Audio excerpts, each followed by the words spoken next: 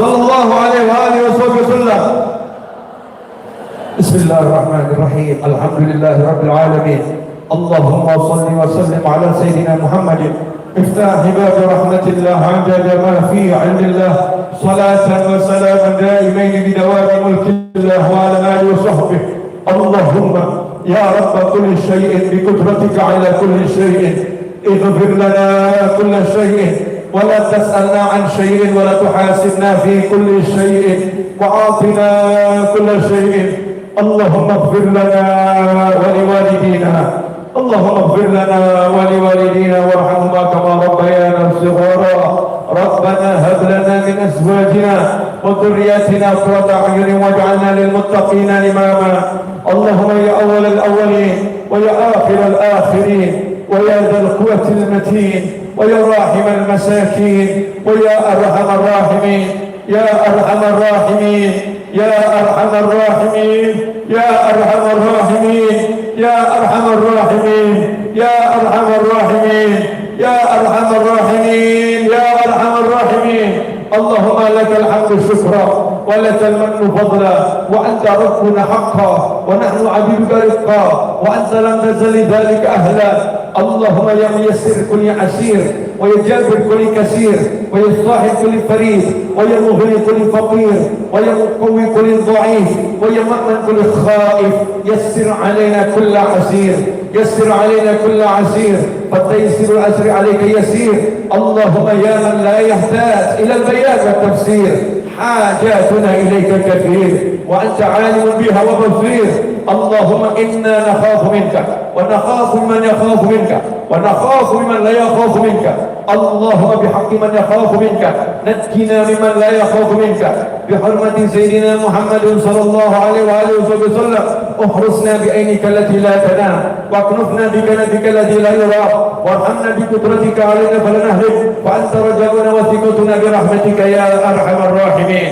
اللهم ya Rabb, ya Allah yang maha pengasih, ya Allah yang maha penyayang, kami mohon kepadamu ya Allah, ampuni orang tua kami ya Allah, jadikan orang tua kami bahagia dunia bahagia akhirat, jadikan orang tua kami mulia dunia mulia akhirat, jadikan orang tua kami selamat dunia selamat akhirat, jadikan orang tua kami tentram dunia tentram akhirat ya Arhamar Rahimin. Jadikan orang tua kami bahagia dunia bahagia akhirat ya Allah ya Rabb. Jadikanlah kami anak-anak yang bisa selalu bahagiakan orang tua kami dunia hingga jannah ya Allah. Catatlah kami sebagai anak-anak yang berbakti kepada orang tua kami ya Allah. Jadikan orang tua kami selalu ridha dan bangga dengan kami dunia hingga akhirat ya Arhamar Rahimin. Ya Allah, kami mengadakan tangan di siang hari ini ya Allah, mohon kepadamu ya Allah, terkhusus untuk buah hati kami, anak keturunan kami ya Arhamar Rahimin ya Allah. Jadikanlah seluruh anak keturunan kami ila yaumil qiyamah semuanya beragama Islam ya Allah. Jadikan seluruh anak-anak kami sebagai orang-orang yang saleh dan salihah ya Allah. Jadikan anak-anak kami ila yaumil qiyamah bahagia dunia bahagia akhirat, mulia dunia mulia akhirat, tentram dunia tentram akhirat, selamat dunia selamat akhirat. La ilaha illa anta, tidak Tuhan kecuali Engkau ya Allah. Hanya Engkau yang mampu melindungi anak-anak kami, hanya Engkau yang mampu mensukseskan anak-anak kami, hanya Engkau yang mampu menenteramkan anak-anak kami ya Arhamar Rahimin. Tolong jadikan putra-putri kami buah hati Nabi Muhammad sallallahu alaihi wasallam, penyejuk hati baginda Muhammad sallallahu alaihi wasallam. Jadikan putra-putri kami selalu dekat dengan kami dan kami dekat dengan putra-putri kami ila jannah ya Arhamar Rahimin. Ya Allah, teruntuk semua yang hadir di majlis ini secara offline maupun online ya Rabb, jadikan semuanya min ahli jannah ya Rabb, jadikanlah semuanya min ahli jannah ya Rabb. Allahumma inna nas'aluka ridhaka wal jannah wa na'udzubika min sakhatika wan nar. Ya Rabb, berilah kami surgamu, lindungi kami dari neraka ya Arhamar Rahimin. Selamatkan kami dari keburukan dunia dan keburukan akhirat, muliakan kami dengan kemuliaan dunia dan kemuliaan akhirat. Rabbana ya Rabb kami mohon kepadamu untuk semua yang punya hajat ya Rabb, hajat yang beridhai ya Arhamar Rahimin, wujudkan hajatnya dengan kemudahan dan dengan kecepatan ya Arhamar Rahimin, hajat dunia maupun akhirat ya Arhamar Rahimin. Kembalikan kami ke rumah kami masing-masing dalam keadaan selamat ya Arhamar Rahimin, dalam keadaan dosa telah terampuni ya Rabb, hajat maqdiyah ya Arhamar Rahimin.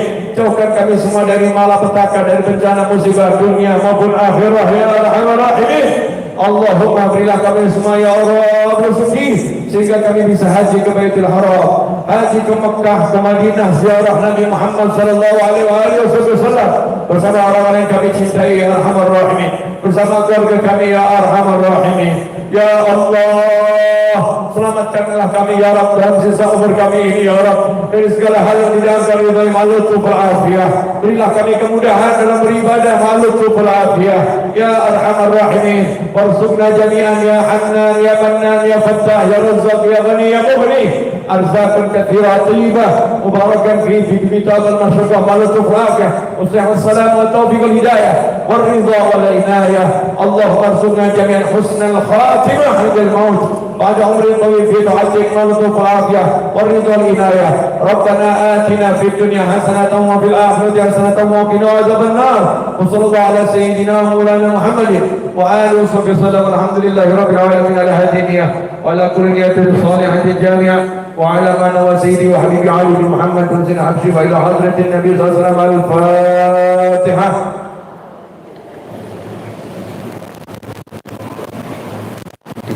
Iya.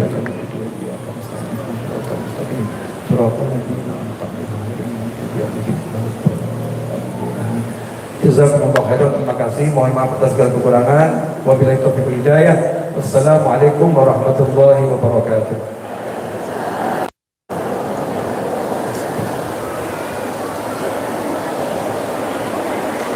Demikian tadi telah kita dengarkan bersama Mau'izatul Hasanah dari beliau Al-Mukarram Al-Habib Novel bin Muhammad